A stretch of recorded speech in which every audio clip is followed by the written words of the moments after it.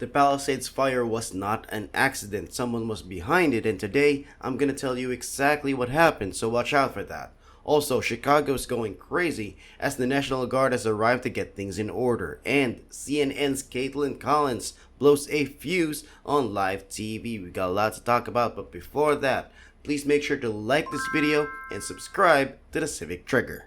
That major new development, an arrest coming and charges of an arson suspect accused of starting the deadly Palisades fire that ignited January 7th, killing 12 people and leveling 6,800 structures. Take a look at this. Here is the man that authorities have just revealed is behind bars in connection with all of this. 29-year-old Jonathan Rinderknecht is the arson suspect. They arrested him in Florida, where they say he's been living more recently, and they allege he started the January 1st Lockman fire in the Pacific Palisades, which the ATF is now confirming reignited to become the Palisades fire January 7th, a holdover fire. They are calling it more. Reports say that this man was an Uber driver and that he ended his shift early in January near the Pacific Palisades, dropping off passengers who say that the driver seemed annoyed and angry for some reason. It's also come out that he asked the popular AI ChatGPT about planning the fire, as well as attempts to try and cover up his involvement.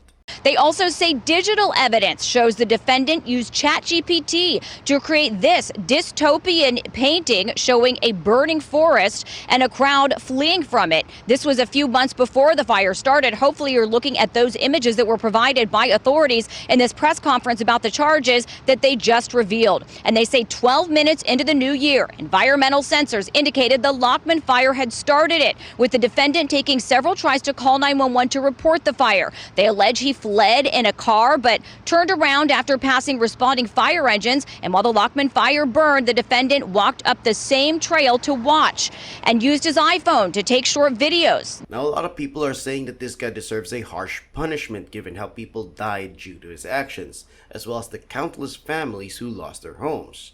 And then there's the ignorance from leaders within the state and city. Listen to what LA Mayor Karen Bass had to say about this man being arrested, and as usual, she provides no solution for the people who lost their loved ones and their homes. Here's part of that statement, quote, "More than 9 months ago, our city faced one of the most devastating fires, or periods rather, our region had ever seen.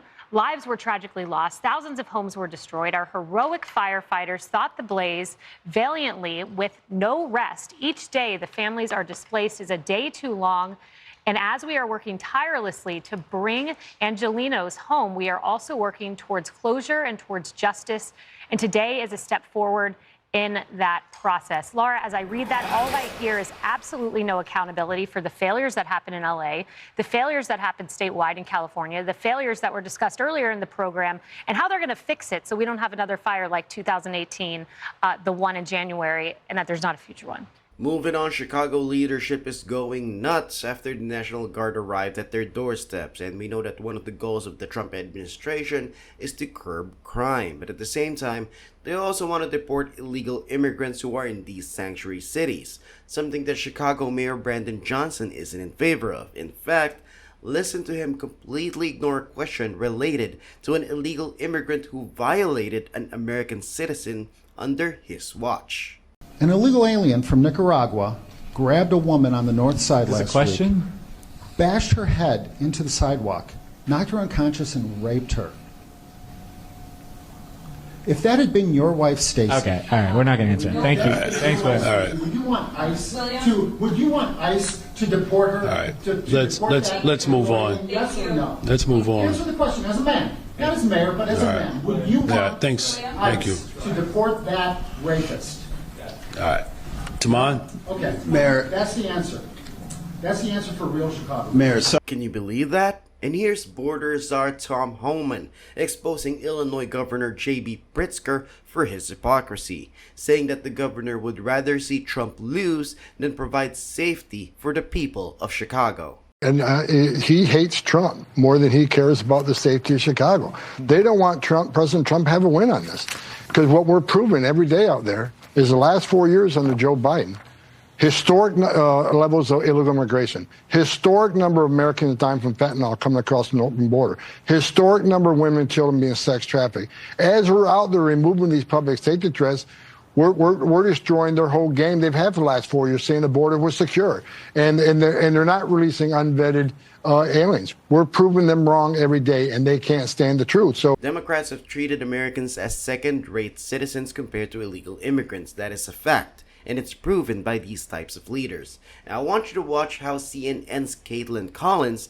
gets triggered by facts as Congressman Jim Jordan gives her some massive truth bombs. If premiums jump, people can't afford it. They don't have health care. And then the burden on people who are sick and need that coverage is higher. I tell you what the Democrats want. The Democrats want health care for people who are non-citizens. That's driving up health care costs too. Don't change the subject from the subsidies. No, the subject is you're talking about health care, and all I know is Maxine Waters said we want health care for illegal immigrants. But I'm talking about the subsidies themselves, every single Democrat presidential candidate back in 2020, they asked them, how many of you will support health care for people who are non-citizens, for illegal immigrants? Everyone on stage raised their hand. Kamala Harris raised her hand. Joe Biden raised his hand. Pete Buttigieg, they all raised their hand. That's what they're for. That's what they want here in this bill. But that's we went through all this with House Speaker Mike Johnson last week, trust me. But my point was on the subsidies you went themselves. Because that's their position, and we're opposed to that position. We don't think that is. We don't think that's common sense. We don't think that's good for the country. We don't think that's the right approach. What we do think is we can have a debate on what's better for health care, but we don't think extending and expanding Obamacare and giving it to illegal migrants is going to help the citizens. How's that going to help the families I represent? To stay on the subsidies. Even people who are in Obamacare. How's that going to help them? To stay on the subsidies, which I'm talking about. No, how's that going to help them?